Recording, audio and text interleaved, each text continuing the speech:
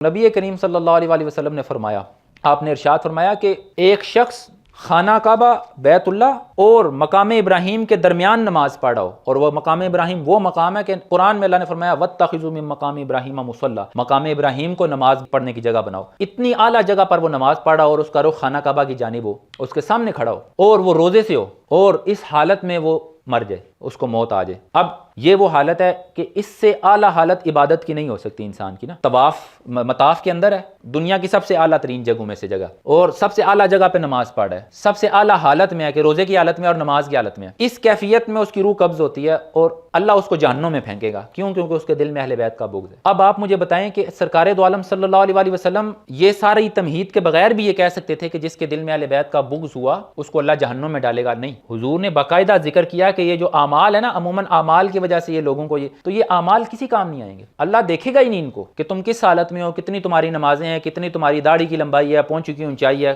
ماتھے پہ محراب ہیں، کچھ بھی نہیں دیکھے گا اللہ جہنم میں، اور ان لوگوں کا حساب بھی نہیں ہوگا۔ یہ بھی آپ کو بتاؤں، کچھ لوگ بغیر حساب کتاب والے ہوں گے، بغیر حساب کتاب جنت والے بھی ہوں گے اور بغیر حساب کتاب دوزخ والے بھی ہوں گے۔ تو یہ لوگ بغیر حساب کتاب دوزخ والے ہیں جن کے دلوں میں بغض ہے اہل بیت کرام کا، صحابہ کرام میں سے کسی ایک صحابی کا بغض ہے، وہ اس کی بربادی کے لیے کافی ہے۔